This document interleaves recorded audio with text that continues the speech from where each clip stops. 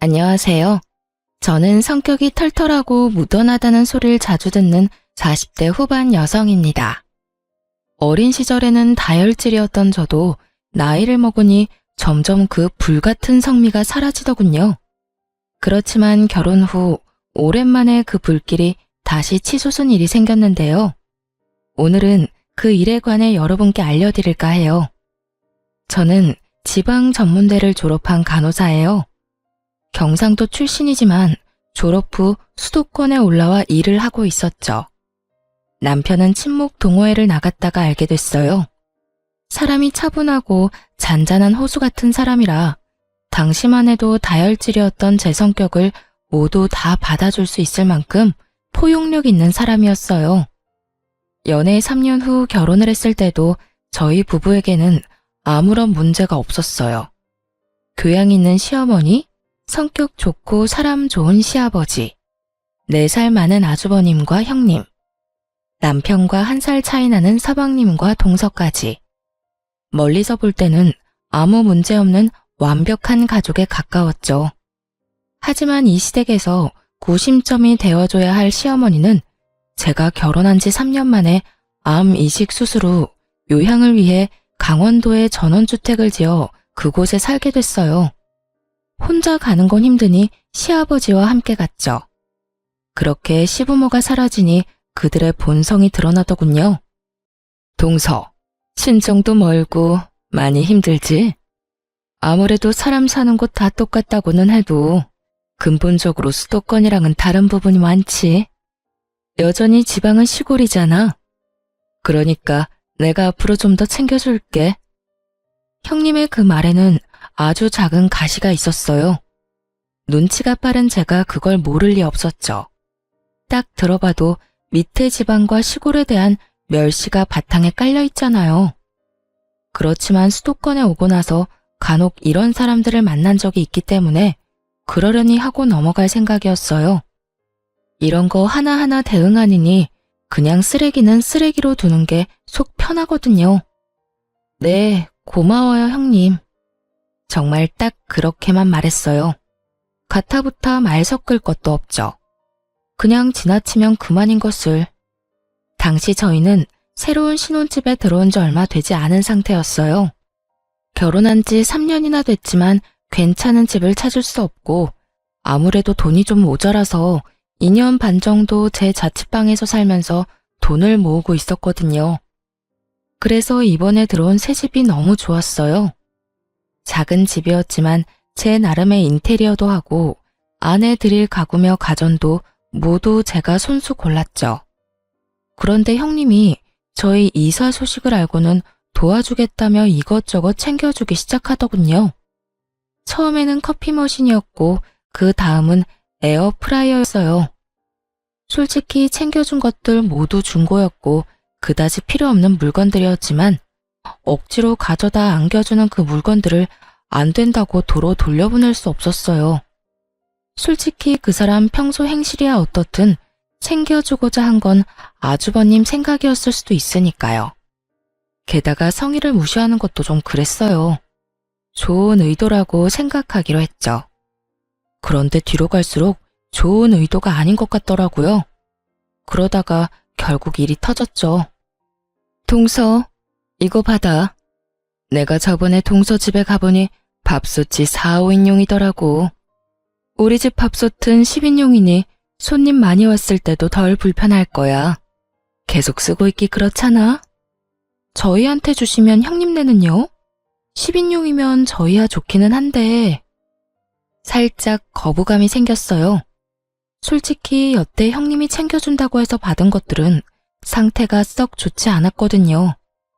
커피 머신, 토스트기, 선풍기, 에어프라이어, 튀김기. 거의 대부분이 본인이 쓰다가 준 것들이었어요. 처음 한두 번은 깨끗하게 해서 주는 것 같더니 그 뒤부터는 점점 먼지 쌓인 것 그대로 주더군요. 게다가 거절할 틈도 없이 무조건 가져와서 안겨주니 받지 않을 수도 없었고요. 여하튼 또 그런 일이 생길까봐 저도 마음 졸였죠. 얼마 전에 친정에서 밥솥을 하나 해왔어. 기존에 쓰던 것도 몇 개월 안 됐으니 동서한테 줄게. 어차피 이것저것 많이 아끼고 있지? 아, 고마워요, 형님. 그렇지 않아도 곧 태어날 아이를 위해서라도 밥솥은 큰 걸로 살까 고민했어요. 챙겨주시면 잘 쓸게요. 솔직히 몇 개월 전에 샀다는 이야기에 이번에는 좀 다르겠구나 하고 생각했어요. 사실 저희 집에 있던 밥솥은 제가 자취하면서 쓰던 것이거든요. 집 사는데 돈을 다 끌어모았던 터라 돈이 많이 모자라서 자취할 때 썼던 것들 중에 쓸만한 건 여전히 쓰고 있는 형편이었어요. 혼자 살 때야 작은 것도 괜찮았지만 결혼을 하고 나니 입도 늘고 간혹 손님이 오면 밥하기 애매하더라고요. 그래서 저는 너무 고마워했죠. 그래, 없는 형편에 이것저것 가릴 틈이 어딨겠어? 우선 아끼고 봐야 살림에 보탬이 되지 않겠어? 그러니까 밥솥 살 생각 말고 그 돈으로 고기나 더 사 먹어. 어차피 서방님이랑 동서 둘이 벌어서 돈 되는 일도 없잖아. 뭐 지방에서야 둘이 번 정도면 잘 먹고 잘 살 수 있었을 텐데 여기는 좀 다르지. 그 정도 월급 누구 코에 붙여? 그러니까 아끼고 살아. 내가 이렇게 도와주잖아. 피식 웃으며 꺼내는 형님의 말에 묘하게 기분이 더러웠어요. 하지만 이번만은 버리지도 못하고 저희 집 구석에 쌓인 형님이 준 물건과는 다를 거라는 생각이 들었죠. 그렇게 고마움의 인사를 전하고 집에 돌아왔어요. 그날은 바빠서 열어보지도 못하고 잤어요. 다음 날이 남편 강원도 가는 날이었거든요. 저는 당직이 있어서 가지 못하고 남편 집만 싸줬어요. 하룻밤 자고 온다고 했거든요. 당직을 서고 집에 오니 남편은 이미 강원도로 떠났더군요. 그리고 저는 전날 받아온 밥솥을 꺼냈어요. 밥솥은 대형 브랜드 물건으로 작년 모델이 맞긴 했어요. 그런데 밥솥을 확인하다가 열이 확 오르는 걸 느꼈어요. 뚜껑 닫히는 부분에 있는 이음새 중 한쪽이 깨져서 잘 닫히지 않는 걸 발견했거든요. 물론 그뿐이면 차라리 다행이었어요. 제품 뒤쪽에 있는 물바지에는 얼마나 오랫동안 안 씻었는지 곰팡이가 가득 펴 있었고요. 무엇보다 안쪽 뚜껑을 열어보니 증기 빠져나가는 곳에 덕지덕지 묻어있는 변색된 오염물들이 보다가 진짜 토할 뻔했어요. 저는 여태 형님이 준 물건들을 떠올렸어요. 이건 아니다 싶었죠. 솔직히 여태 받아온 것들 모두 하자가 있었거든요. 결국 안 되겠다 싶어 형님에게 전화를 했어요. 형님, 전화통화 괜찮으세요? 밥솥 써봤어? 잘 되지? 조금 문제가 있는 곳이 있지만 그래도 동서 상황이면 그것도 감지덕지지. 안 그래? 다 알고 보낸 거더라고요. 실수였거나 모른다고 했으면 다음부터는 이런 거 안 줘도 된다고 이야기만 하고 끊을 생각이었거든요. 설마 문제 있는 거 알고 보내신 거예요? 형님, 제가 여태까지 아무 말 안 했는데 정말 너무하시네요. 여태껏 챙겨주신다면서 저한테 말도 없이 가져와서 주신 것들 다 문제 있는 제품들이었어요. 깨끗하지도 않았고요. 제가 달라고 하지도 않았는데 그딴 쓰레기 건네주고 선심 쓰듯 착한 척 하시는 거 솔직히 기분 더럽거든요. 이번에도 마찬가지예요. 동생 내외에게 선심을 쓰고 싶거든 물건 상태가 어떤지 확인은 하고 보내셔야죠. 뭐? 동서, 지금 그게 나한테 할 말이야? 내가 동서 생각해서 준 거잖아. 그리고 막말로 싫다고 했으면 내가 안 줬겠어? 공짜 좋아해서 다 받아간 건 동서지. 제가 공짜를 좋아해서 받아갔다고요? 상대방 성의를 무시할 수 없어서 받아간 거라고요. 지금 그 물건들 한 번도 안 쓰고 구석에 처박혀 있고요. 그리고 다짜고짜 가져와서 안겨주면 거절하지 말란 소리랑 뭐가 달라요? 그것도 어른들 가족들 있는 데서 그러시는데. 아니, 동서는 차례줘도 난리야. 얻어쓰는 주제, 그럼 새 것처럼 반짝거릴 거라고 생각했어? 웃기네. 동선의 집이 능력 안 돼서 그런 거 해올 형편 못 되는 거면 동서 본인을 탓해야지. 그래서 누가 그렇게 없는 사람처럼 하고 있으래? 없어 보이니까 내가 안 쓰던 거 다 챙겨준 거잖아. 솔직히 말씀하세요. 그거 폐기물 버리는데 돈 아까워서 우리 집에다 버린 거 아니에요? 선심 쓰는 척 할 수도 있고 돈도 아끼고 딱 봐도 폐기물인데. 말 다 했어? 동서 그렇게 안 봤는데 사람 참 아나무인이네. 당돌하게 윗사람한테 전화해서 이러는 것도 웃기고. 내가 동서 친구야? 화났는 일 있으면 막 화내도 되는 그런 친구냐고. 그런 일이 있더라도 좋게 말하면 되지. 왜 전화 와서 사람 기분 상하게 난리야? 시골에서 올라와서 아무것도 모르는 것 같아 챙겨주려고 했더니 호강에 겨워서는.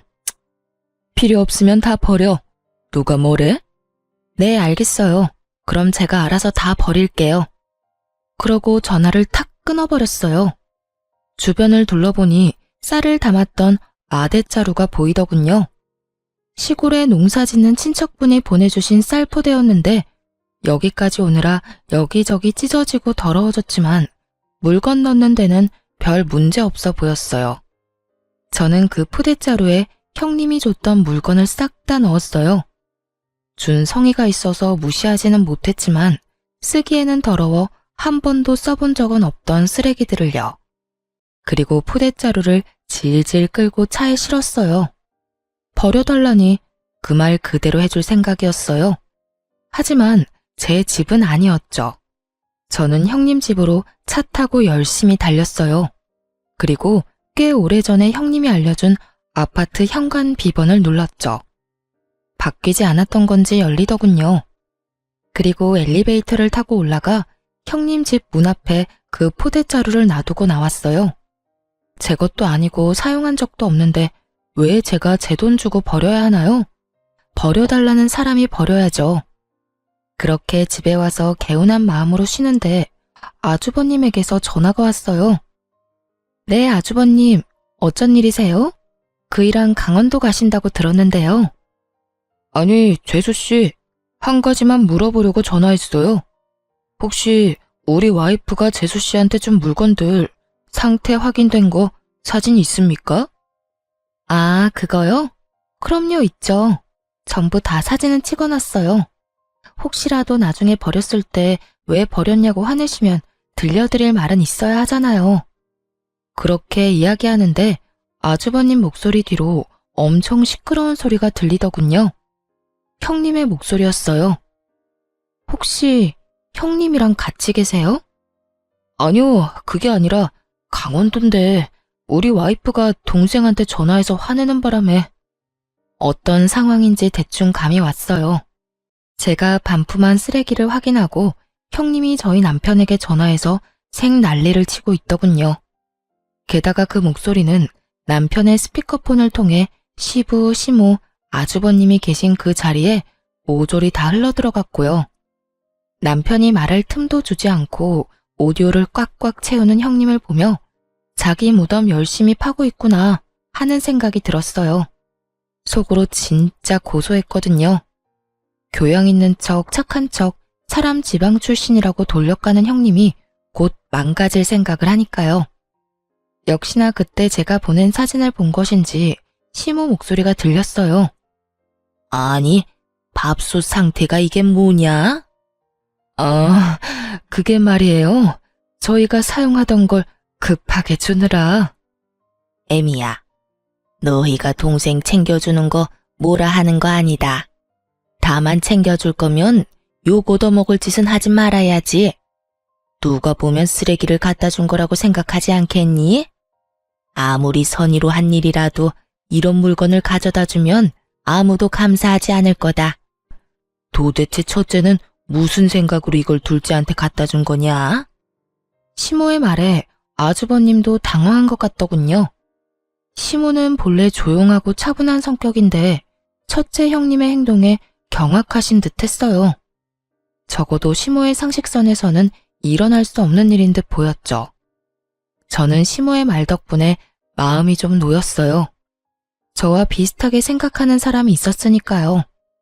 결국 시모의 비난의 말을 견디지 못한 아주버님이 남편의 전화기를 가로채 빽 소리를 질렀어요.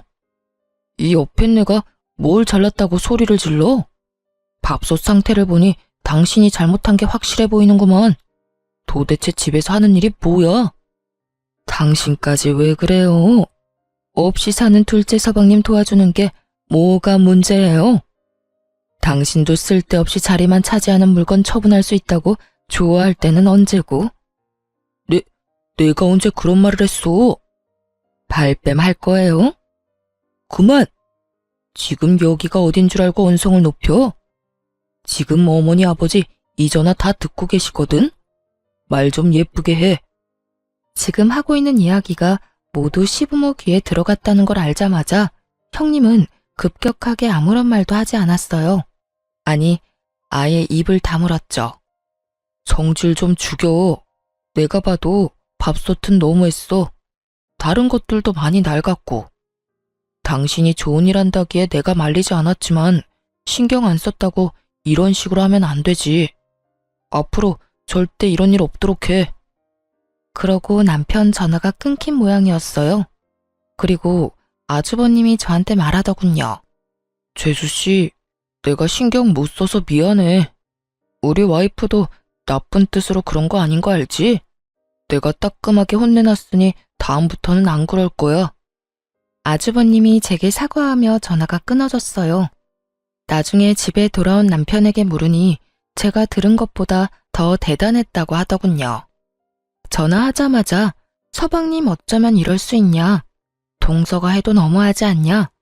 그렇다고 쓰레기를 우리 집 앞에 버리면 어쩌냐 해서 스피커폰으로 돌린 거래요. 쓰레기를 우리한테 버린 건 생각도 안 하고 지금 당신한테 화낸 거야? 형님도 진짜 너무하시네. 나랑 싸웠으면 나랑 끝을 내야지. 왜 당신한테 전화를 해? 내가 쉬워 보였겠지. 형님이랑 같이 강원도 가는 거 깜빡하신 모양이더라. 알고 있었으면 나한테 그런 소리 했을까 싶어. 미안해. 괜히 당신 기분 나쁜 소리 듣게 만들었네. 당신이 사과할 게 뭐가 있어. 이게 다 우리가 너무 좋게만 생각해서 그런 거지. 앞으로는 그런 거 준다고 해도 받지 말자. 우리가 달라고 한 것도 아니고. 그런 걸 주고도 상대방이 감사해야 할 거라는 생각은 도대체 어떤 머리에서 나오는 건지 모르겠네. 남편도 저도 공감하는 말이었어요. 그렇게 그 뒤로 저희 가족과 형님네 가족은 그런 일로 싸울 일은 없게 됐죠. 쓰레기는 자기들이 돈 내고 버려야죠. 왜 남의 집에 쓰레기를 버리나요? 여하튼 그 뒤로 형님과 얼굴 마주칠 때마다 서로 정색하는 어색한 사이가 됐어요. 솔직히 저야 속 편했죠. 매번 지방 시골 이야기하면서 사람 까는 말 듣고 있는 것도 하루 이틀 일이지 이젠 그 말 안 들어서 좋더라고요. 그렇게 형님과는 서로 간섭하지 않기로 은연중에 정리가 됐는데 동서는 또 다르더군요. 동서는 수도권에 있는 좋은 대학을 나와서 대기업에 취직한 재원이었어요. 본인의 학교나 직업에 대한 자부심도 대단했고 무엇보다 저와 동갑이라서 결혼 직후에는 저의 그런 정보를 얻으려고 엄청 애썼어요. 둘째 형님은 대학교 어디 나오셨어요? 저희 친정에서 학교 다녔어요. 어차피 전문직이라 기본만 배우고 실습이나 경력을 어디서 쌓느냐에 따라 또 다르거든요. 병원도 요새는 세분화돼서 잘 나뉘어져 있어서. 그렇게 생각하시면 안 되죠. 그래도 학벌과 지연이 얼마나 중요하고 많은 부분을 차지하는데. 그렇지 않아도 저희 회사 지잡대 나온 직원 한 명 있거든요. 우리가 하는 대화에 끼지도 못하고 무슨 말인지 알아듣지도 못해요. 게다가 묘하게 눈치도 없어서 상황 파악도 못하거든요. 뭐 지잡대 나왔다고 다 그런 건 아니겠지만 대부분은 그런 사람들이니까요. 동서의 말을 듣는 내내 표정 관리하기 어려웠어요. 솔직히 지방에서 대학 나온들 뭐 그런 사람들은 외계에서 왔나요? 지금 당장 지나다니는 사람 중에 지방대 출신인 사람 골라보라고 해도 못 고를 게 분명해 보이는 동서의 쓸데없는 아는 척에 저는 동조해주기도 싫어서 대답도 안 했죠. 그런데 갑자기 그러더라고요. 그러고 보니 형님도 경상도 출신이었죠. 그 사람도 그렇던데. 혹시라도 같은 동네 주민이었으면 죄송해요. 제가 요즘 그 사람 때문에 너무 힘들어서 말이 그냥 막 나와버렸네요. 정말로 신경을 살살 긁는 재주가 있더라고요. 그래서 저도 말해줬죠. 경상도가 워낙 커서 아마 제 지인은 아닐 거예요. 그리고 그런 부분에서는 걱정하지 말아요. 지방 사는 사람들도 그런 말들 하거든요. 무슨 말을 해요? 그 수도권 사는 사람들요. 눈 뜨고 있어도 코 베어가는 사람 수두룩하니 믿지 말라고요. 그리고 서울 깍쟁이라는 말이 왜 있겠어요? 여기 사람들 그만큼 까다롭고 인색하다고 생각하고 있거든요. 솔직히 별것도 아닌 걸로 등급 나눠서 사람 차별하는 것도 어떤 한 사람 때문에 잘 알고 있기도 하고 틀린 말도 아닌 것 같고요. 아, 미안해요. 서로 까는 거 피차 일반이니까 깔끔하게 동서도 저도 서로 미안해하지 않기로 해요. 그럼 됐죠? 제 말에 동서가 똥 씹은 표정으로 저를 보더군요. 제가 말한 그런 사람이 본인을 지칭하는 거라는 걸 알았나 봐요. 말로 하지는 않았는데 그렇게 눌러줬으면 더 이상 그런 주제로 이야기 안 할 법도 한데 동서는 끊임없이 저를 그런 대화에 끌어들이려고 하더라고요. 같은 나이라는 게 믿기지 않을 만큼 유치해서 결국 그 뒤로는 아예 상대를 안 했어요. 같은 인간 취급받기 정말 죽기보다 싫었거든요. 그런데 이게 끝이 아니었어요. 동서는 이를 갈고 있더라고요. 하루는 명절에 가족들이 다 모인 자리가 있었어요. 저와 동서는 같은 나이인데다가 아들 나이도 똑같거든요. 둘 다 당시에는 고등학교 1학년이었죠. 동서가 슬슬 시동을 걸더군요. 어머님, 우리 첫째 요즘에 칭찬 좀 해주세요. 세상에, 이번에 전국 학력평가라는 시험을 쳤는데 우리 아들이 세상에 거의 대다수 과목이 2등급이더라고요. 1등급이 제일 좋은 거고 아래로 8등급까지 있는데 거기서 2등급이면 진짜 잘한 거거든요. 누굴 닮아서 그런지 머리 하나는 똑똑해요. 대놓고 자식 학력 자랑하는 걸 보니 아, 또 시작이다 싶었어요. 그런 동서 옆에서 저는 절대로 자식 성적 자랑은 안 했어요. 우리 아들이 모자라서가 아니라 세상에 공부 잘하는 사람도 많고 그게 아이의 자만심이나 절망으로 이어질까봐 솔직히 불안한 면이 있었거든요. 그래서 어딜 가든 저는 저희 아이들의 인성을 칭찬하면 칭찬했지 학업 성취로 칭찬한 적은 없었어요. 사람들이 없을 때 잘했다고 과하게 칭찬해주는 건 있었지만요. 형님이 듣고 있다가 부러워하면서 대답하더라고요. 어머, 막내 동서 진짜 좋겠다. 우리 아들은 공부를 영 안 해서 망쳤잖아.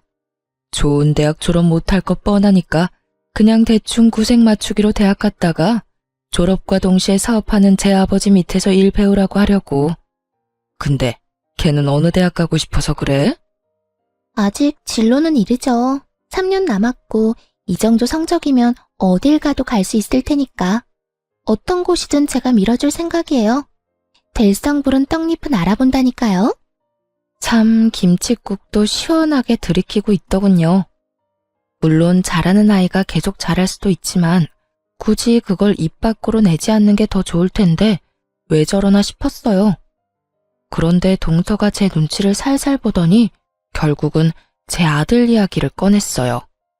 그러고 보니 둘째 형님네 아들은 어때요? 전국 평가라서 둘째 형님네 아들도 시험 쳤잖아요. 시험 점수는 잘 나왔어요? 내가 듣기로는 사교육도 안 시킨다는데 그래가지고 되겠어요? 모름지기 교육은 선행이 필요해요, 선행이. 이제 와서 시작해도 다 늦은 거 아시죠? 게다가 보세요. 사촌지간의 동갑인데 얼마나 기분이 안 좋겠어요? 사춘기 남자애가 얼마나 상처받을지. 그래도 형님은 성적 같은 거 중요하게 생각 안 하잖아요. 그게 속 편할 수 있죠. 자식 앞날에는 크게 도움 안 되더라도 편하긴 하잖아요. 안 그래요? 정말 몰상식하고 속 끓는 소리 하는 데는 1인자더군요. 제가 한숨을 푹 쉬자 듣고 있던 시모가 동서에게 한마디 했어요. 막내야, 애들끼리 비교하는 거 아니다. 왜 경쟁의식을 부추기고 있어? 애들마다 특성도 다르고 잘하는 것도 다른데 왜 그거 하나로만 판단하니? 너한테 그게 중요하다고 해서 다른 사람에게도 중요할 거라고 생각하는 건 착각이고 오만이지. 애들이 듣기라도 했으면 어쩔 뻔했니? 어머, 죄송해요. 전 그런 생각은 못했네요. 그냥 학업 신경 안 쓰는 형님네가 너무 불안해서 저도 모르게 한 소리 해버렸네요. 죄송해요, 형님.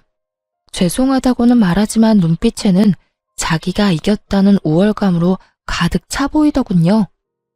괜찮아, 동서. 내가 우리 아들 성적에 크게 신경 안 쓰는 건 맞는 말인데 뭐. 근데 그런 시험 있었다는 것도 몰랐네? 아들, 잠깐만 이리 와봐. 네, 엄마. 너 이번에 전국 학력평가? 뭐 그런 시험 친 거 점수가 어떻게 나왔니? 엄마가 잘 기억이 안 나네? 사실 알고는 있었어요. 우리 아들 성적이 잘 나온 거. 제가 엄마인데 왜 모르겠어요. 아, 이번에는 운이 좋았는지 전 과목 1등급 나왔어요. 저번에는 1, 2등급 섞여 있었는데 이번에 인강이 좀 도움된 것 같기도 해요.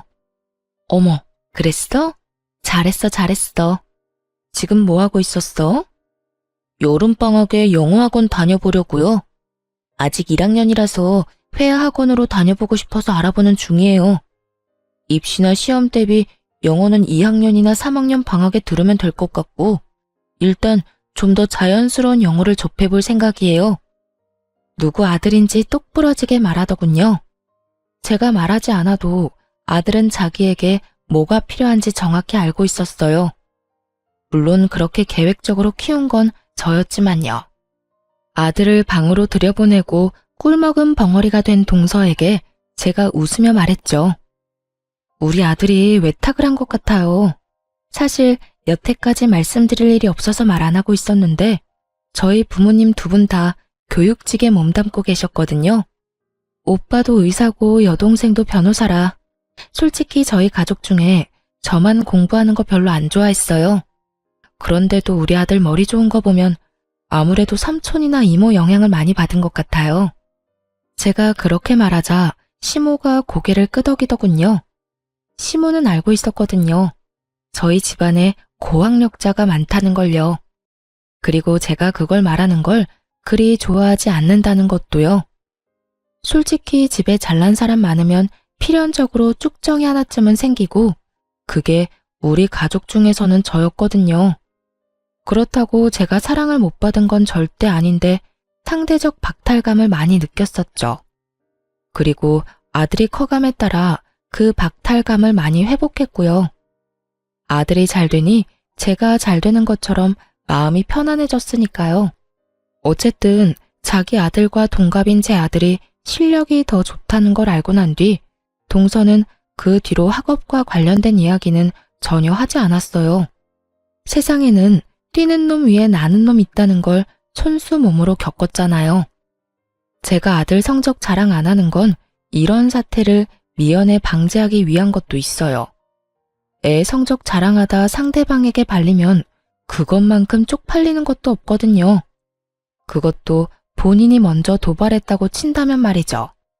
그렇게 저는 저와 맞지 않은 두 사람을 저와 멀리 떨어뜨리는 데 성공했어요.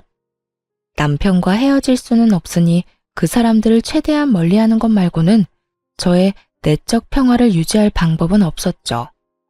뭐 그건 그거대로 나쁘지는 않았어요. 명절, 부모님 생신 이런 때 제외하고는 거의 만날 일이 없으니까요. 그런데 어느 날 시부가 쓰러졌다는 연락을 받게 됐어요. 아파서 강원도에서 요양을 하고 있는 건 시모였는데 갑작스레 시부가 쓰러진 거죠. 뇌경색이었고 다행히 장 보러 시내에 나와 있던 터라 일찍 발견돼서 병원으로 갈 수 있었어요. 다행이었죠. 최대한 골든타임은 지켰으니까요. 하지만 강원도에는 시모와 시부뿐이었고 시부가 다치니 요양 중인 시모가 시부의 간병을 해야 했어요. 물론 간병보험을 들어서 간병인을 쓰기도 했지만 모든 시간을 간병인이 봐주는 건 아니니까요. 게다가 좀 더 전문적인 치료를 위해서 시모는 서울로 시부를 옮기고 싶어 했어요. 결국 두 분 모두 강원도 생활을 간단히 정리해두고 서울로 올라오셨어요. 애초에 처음 강원도에 가실 때 서울에 가지고 있던 집을 팔고 갔던 건 아니었어요.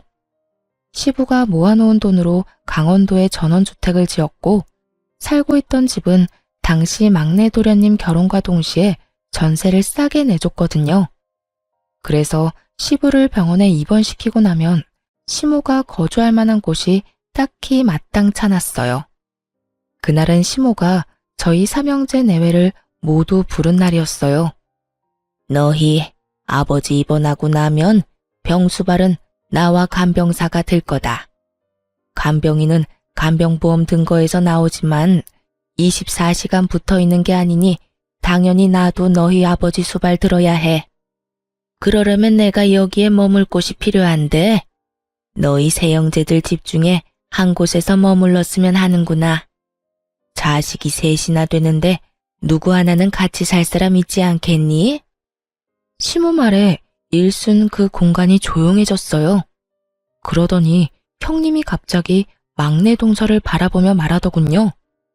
어머님, 제 생각에는 막내 동선에서 지내시면 될 것 같아요. 동서 살고 있는 집도 어차피 어머님 댁이었고 거기 전세 싸게 주고 들어갔잖아요. 제가 알기로는 정말 얼마 안 되는 금액이었다는데 그런 상황이면 미안해서라도 당연히 동서가 모시는 게 맞는 것 같아요. 마치 결정했다는 듯 통보하는 형님에게 동서가 눈을 부라리며 답했죠. 큰형님, 말씀 참 이상하게 하시네요. 이런 일에 당연이라는 말이 어디 있어요? 솔직히 당연한 걸로 치자면 큰형님이 모시는 게 맞는 거죠. 전업주부에 할 일도 없는 데다가 무엇보다 맏며느리잖아요. 그리고 형님네는 아주버님 혼자 벌어도 먹고 사는데 지장 없지만 우리는 전혀 달라요. 맞벌이를 해야 지금 애들 교육비라도 건져요. 하긴 교육에 신경 안 쓴 형님네야 그런 거 전혀 모르겠지만요. 그리고 고3 애들 있는 집이잖아요. 우리의 수업 망치면 책임지실 거예요? 동서 말하는 것 좀 봐. 어떻게 그런 식으로 말해? 시부모님 일이야. 그리고 확실하게 두 분 혜택 받고 있는 건 동서고. 내가 전업주부라고 할 일 없는 것처럼 말하는데 그거 다 편견이야. 내가 남편 사업 때문에 얼마나 바쁜지 모르지? 나도 왔다 갔다 힘들어. 그런 사람한테 꼭 일을 더 시켜야겠어? 아니 형수님, 말씀 좀 너무하시네요. 우리가 무슨 혜택을 받아요? 우리도 돈 내고 그 집에서 사는 건데. 생각을 좀 하시고 말씀하세요. 야, 너 네 형수한테 그게 무슨 말버릇이야? 그리고 너희 전세 가격이 근방에서 제일 싼 건 알아? 네가 부모님 아니었으면 그런 집에서 살 수 있었겠어? 나 같으면 부끄러워서라도 내가 모시겠다고 하겠다. 결혼하면서 돈 한 푼 없어서 부모님 손 벌린 주제에. 형님, 말 다 했어요? 어느새 첫째 형님과 동서의 다툼은 첫째 아주버님과 서방님의 싸움으로 번졌고 두 사람이 멱살을 잡으며 누가 잘했니 못했니 옥신각신하고 있었어요. 결국 누구 하나 피볼 것 같으니 남편이 깜짝 놀라 두 사람을 말리고 들었죠. 형님, 막내야, 그만 좀 해. 어머님 보시는 앞에서 이게 무슨 주대야? 둘째, 네가 하면 되겠네. 재수씨 간호사라 수발도 잘 될 거고 집에 무슨 일 생기면 처치도 빨리 할 수 있을 거 아니야. 그냥 너희 집에서 모시면 되겠네. 맞아. 형네가 모시는 게 맞는 거네. 간호사 며느리 뒀다 어딨어. 이럴 때 쓰는 거지. 그렇게 싸우다 우리 쪽으로 불통을 투하하더군요. 솔직히 현실성 없는 이야기라서 가만히 있었는데 결국은 우리 쪽으로 몰더군요. 솔직히 정말 하기 싫었어요. 환자 치료에 감정 노동까지 하는 간호사 일이 만만치 않다는 걸 아무도 모르더군요. 저도 일하고 난 뒤에는 집에서 손가락 하나 까딱하지 않고 쉬고 싶은 사람이었죠. 그런데 그렇다고 아픈 어르신 둘 데리고 또 죽어도 못 해드린다 말하고 그러는 것도 좀 인간적으로 아니라고 생각했어요. 그렇지만 저희도 사정이 그리 좋지만은 않았죠. 집은 23평이고 건장한 아들이 둘이나 있는 집이었죠. 코딱지만한 방 3개를 아들 둘과 부부가 나눠 쓰고 있었거든요. 아무리 봐도 시모를 모실 자리가 없었어요. 저는 깊은 한숨과 동시에 남편에게 물었죠. 돈 많이 벌 자신 있어? 어머님 모시려면 좀 더 큰 집에 가야 해. 이 평수로는 거의 답도 안 나와. 저는 시모를 모시지 않겠다고 말하진 않았어요. 다만 현실적인 문제를 말했죠. 만약 당장이라도 큰 집에 갈 수 있다면 모시는 것도 가능할 것 같았거든요. 안 되면 대출 받으면 되지. 기존 대출 거의 다 갚아가잖아. 아니면 이 집도 가격 많이 올랐으니까 팔고 조금 더 외곽에 있는 큰 집을 대출 끼고 사도 되고. 그리고 나 많이 도와줄 거지? 나 혼자 모든 걸 감당하게 하지만 않으면 나도 2분 모시는 거 괜찮아. 당연하지. 내가 많이 도와줄게. 지금도 많이 도와주고 있잖아. 정말로 남편은 저를 잘 도와주는 사람이었고 약속까지 하니 마음이 좀 놓였어요. 그래서 제가 시모에게 말했죠. 그이가 많이 도와준대요, 어머님. 그럼 저희 집에 가세요. 당분간은 좀 좁아서 힘드시겠지만 조만간 좀 더 큰 평수 알아볼게요. 제가 그 말을 하자마자 형님과 동서, 아주버님과 서방님 얼굴에 환한 웃음꽃이 피더군요. 수발 안 들어서 기분 좋은 건지는 모르겠지만 너무 속보이는 모습에 눈살이 다 찌푸려지더라고요. 그런데 그 모습을 다 지켜본 시모가 제 손을 꼭 잡으며 말하더군요. 그래, 고맙다. 둘째 네가 참 힘든 선택을 했구나. 그런 의미에서 나도 그냥 너희 집에 얹혀 살며 수발만 받을 수는 없잖니. 그러니 내 강원도에 있는 전원주택 바로 정리하마. 그거 판 돈 둘째 너한테 줄 테니 지금보다 더 크고 교통도 편리한 집으로 이사 가자. 그 이야기에 저도 눈이 동그래지고 다른 사람들은 완전 사색이 됐어요. 시모가 살고 있던 전원주택 가격이 거의 10억이 넘어갔거든요. 고급 전원주택의 2층 집, 대지도 넓어서 가격이 못해도 10억쯤 나온다고 했거든요. 저는 슬쩍 형님과 동서의 얼굴을 살폈는데 순간 웃겨서 뿜을 뻔했어요. 두 사람 얼굴이 완전 똥 씹은 얼굴이 됐더라고요. 10억이나 되는 돈을 빌려주는 것도 아니고 준다고 하니 배가 아플 만도 하죠. 그러고는 갑자기 형님과 동서가 태클을 걸더군요. 어머님, 그런 게 어딨어요? 처음부터 그런 말씀하셨으면 저희가 모셨죠. 맞아요. 이건 불공평해요.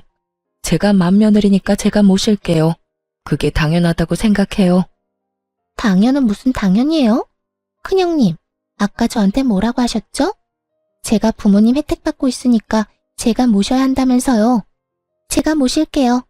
그러니까 어머님, 저희 집으로 오세요. 정말 속안이 투명하게 비칠 만큼 날 것 그대로의 속보이는 반응이었어요. 서로 자기가 하겠다고 우기더니 갑자기 둘이서 또 저를 공격하더군요. 얌전한 고양이 부뚜막에 먼저 올라간다더니 이것 봐요. 얌전하게 생겨서 어머님 돈 때문에 수발든다고 한 거니까 거기에 속지 마세요. 네, 큰형님 말이 맞아요. 어머님이 이렇게 교양 있으신데 저런 지방대 출신에 교양 없는 지방 사람이랑 같이 있으면 어머님한테 도리어 안 좋아요. 둘째 형님, 돈 욕심 낼 생각 말고 어머님 저희한테 맡기세요. 아시겠어요? 참으로 당당하더군요. 뭐가 그렇게 당당한지 저는 눈꽃만큼도 모르겠던데 말이죠. 이 상황을 모두 지켜보고 있던 시모의 얼굴이 차갑게 착 가라앉더니 큰 형님과 동서에게 호통치셨죠. 너희가 그런 말할 자격이 어디 있어? 이미 너희 둘은 기회를 영영 잃었어. 내가 돈 이야기하기 전에 내 수발 든다고 한 사람은 둘째 혼자뿐이었어. 서로에게 미루기만 한 너희 둘이 무슨 자격으로 내 수발을 들겠다 말아야? 이미 내가 둘째를 골랐다고 하지 않았어? 어머님, 그렇지만 돈 10억이 애들 이름도 아니고 이런 식으로 하나들한테 다 주시는 것도 형평성에 어긋나고요. 형평성? 100세 시대에 병들고 늙은 시부모 언제 죽을지도 모르는데 같이 모시고 살겠다고 한 사람한테 돈 10억 주는 게 뭐가 그렇게 형평성에 어긋나? 그리고 두 사람이 원하지 않았잖아. 싫다며 서로에게 떠넘긴 주제에 돈 10억이 그렇게 아쉬워? 그 돈 노동비야. 내가 주는 월세이기도 하고. 일찍 죽으면 또 모를까 오래 산다면 짐밖에 안 되는 늙은이 잘 봐달라는 뇌물이기도 하고. 그런 돈을 왜 날 돌보지도 않은 너희들한테 나눠야 해? 미리 경고하는데 이번 일 그냥 지나가지는 않는다. 앞으로 있을 유산 상속, 증여, 유언장 작성에 큰 영향을 줄 거니까 알고나 있어. 유산과 증여라는 말이 나오자 이번에는 아주버님과 서방님 얼굴이 사색이 됐어요. 여보, 그만해. 어머님 앞에서 이게 무슨 짓이야? 제발 처신 좀 똑바로 하라고. 당신도 제발 나대지 좀 마. 어머니가 어련히 알아서 잘하시려고 어서 둘째 형수님한테 사과해. 당신도 어서 사과해. 둘째 재수씨가 어머님 모신다잖아. 고맙다고 인사하고. 두 남편이 다그치자 결국 형님과 동서는 하기 싫은 표정이 역력한 채로 제게 사과의 말을 꺼냈어요. 강요로 점철된 들으나 마나한 사과를 듣고 저도 괜찮다고 말해줬어요. 이날 이후로 저는 시모가 전원주택 팔아서 마련한 돈과 대출을 좀 껴서 더 큰 집으로 이사가게 됐어요. 큰 집은 방도 4개고 병원도 가까워서 시부모님 모시기에도 괜찮았죠. 집 이사를 한 지 반년 만에 시부가 저희 집으로 왔어요. 처음에는 어른 두 분을 모시게 돼서 집이 좀 예민해지지 않을까 생각했는데 생각보다 분위기가 좋더라고요. 서로의 영역도 터치를 안 하니 그것도 좋았고요. 제가 바빠서 못하는 부분을 어머님은 잔소리 없이 해주셨어요. 원래 그런 분이시거든요. 차분하고 이해심 넓은 진짜 어른 같은 어른이요. 저도 항상 죄송해서 말씀드리면 돈 벌면서 육아도 잘하고 집안일까지 잘하는 완벽한 사람은 없다고 말해주셨어요. 어찌나 고마운 말씀인지. 보통 시모들은 무조건 완벽을 원하잖아요. 하지만 우리 시어머니는 그런 완벽보다는 노력을 더 좋아하셨어요. 그래서 분위기가 더 좋았던 건지도 모르죠. 태어난 시부는 병으로 좀 어눌해지고 몸 상태가 좀 나빠지기는 하셨지만 특유의 쾌활한 성격은 여전하시더군요. 저랑 개그 코드나 식성이 잘 맞는 것도 좋지만 둘째와 죽이 잘 맞으시더라고요. 같이 게임 같은 것도 하고 산책도 같이 나가는 거 보니 너무 좋았어요. 애들이 남들과 함께 살아가는 법을 배우고 있는 것 같아 조금 뿌듯하게 느끼기도 했고요. 그런데 그렇게 화목한 저희 집도 찬 기운이 풀풀 날릴 때가 있긴 했어요. 바로 아주버님과 서방님 부부가 방문하는 날이요. 항상 올 때마다 시부모님에게 그 말을 꺼내거든요. 어머니, 언제까지 둘째 집에 있을 겁니까? 이제 저희 집도 준비가 됐어요. 와이프한테 사업 맡길 일도 없고 이미 자식들도 모두 독립해서 집도 널널하고 좋습니다. 그러니 이제 그만 저희 집으로 오세요. 그러지 말고 저희 집은 어떠세요? 구관이 명관이라고 옛날 살던 집이 좋고 근처에 어머니 아는 분들도 많잖아요. 저희도 첫째 대학 들어가서 둘째만 남았거든요. 걔는 공부 못해서 신경 안 써도 되니 두 분한테 모든 신경 쏟을 수 있어요. 그러니 저희 집으로 오시면 돼요. 일 없다. 내가 너희들 집에 왜 가? 여기가 이렇게 내 집 같고 좋은데. 늙은이한테 또 새로운 환경에 맞춰 살라는 말이냐? 노인 공경도 몰라? 어머님, 그렇지만 이러면 안 되죠. 이런 식이면 대놓고 차별하시는 거랑 뭐가 달라요? 그 말이 맞아요, 어머님. 저희들한테도 기회는 한번 주셔야죠. 그래야 잘 모실 수 있는지 없는지를 알 수 있잖아요. 너희는 여태 니들이 둘째한테 한 건 생각 안 하지? 내가 그걸 다 봤어. 첫째, 네가 둘째 지방에서 올라왔다고 깔보고 무시하는 거. 1년에 몇 번 만나지 않은 나라도 알 정도로 노골적이고 지저분한 일이었어.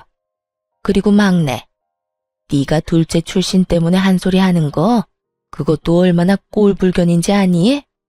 둘 다 어쩜 이렇게 괘씸한 짓만 골라서 하는지. 결국 그렇게 화를 내신 시모가 아주버님을 쳐다보며 한마디 툭 던지셨어요. 너는 아버지한테서 빌려간 사업자금 언제 갚을 거니? 너희 집에 오라고 설득하기 전에 빌려간 돈부터 갚을 생각을 해야지. 그러자 아주버님과 큰형님이 합주기가 됐어요. 입이 있는들 무슨 말을 하겠어요? 아주버님이 시부에게 빌려간 돈이 1억을 넘었으니까요.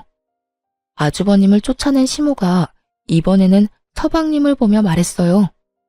너는 집 빌려준 지가 벌써 몇 년째인데 거기서 나올 생각을 안 해? 그 집, 내가 그 전세 받고 빌려준 건 너희가 미래에 더 좋은 집을 갈 거라고 생각했기 때문이야. 그런데 여태껏 느릿느릿 이제 더는 못 참겠으니까 너희도 이제 내 집에서 나가서 새로운 집 찾아보거라. 곧 내놓을 테니까. 어머니, 어머니.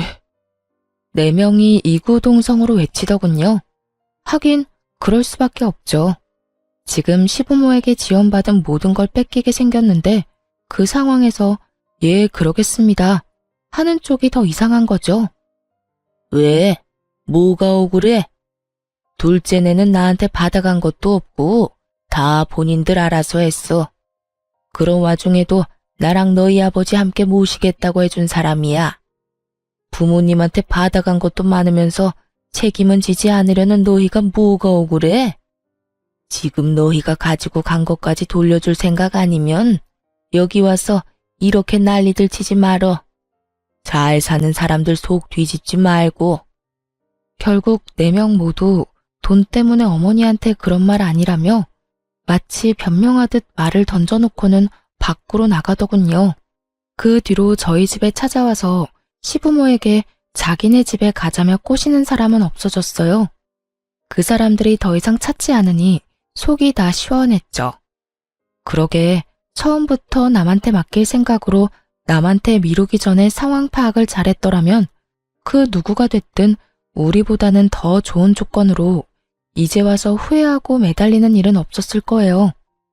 그저 눈앞에 귀찮은 일만 치워보자고 남한테 미루다가 결국은 알짜배기도 모두 뺏기고 본인들 것이라 생각한 것도 뺏기게 생겼으니 말이죠.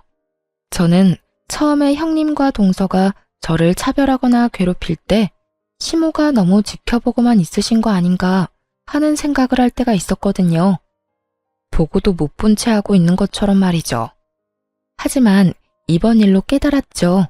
안 보이는 것 같아도 다 보이는 법이고 평소 행실대로 걷어가는 거라고 말이죠. 저를 출신이나 학력으로 차별하는 사람들은 저희 가족들 중에는 없어요. 그런 이야기 꺼낼 때마다 시모와 시부께서 기함을 하시니 아무도 그런 이야기를 못 꺼내죠. 오늘 제가 들려드린 사연 즐겁게 보셨나요? 긴 글 읽어주셔서 감사하고 오늘도 즐거운 하루 되시길 바랍니다.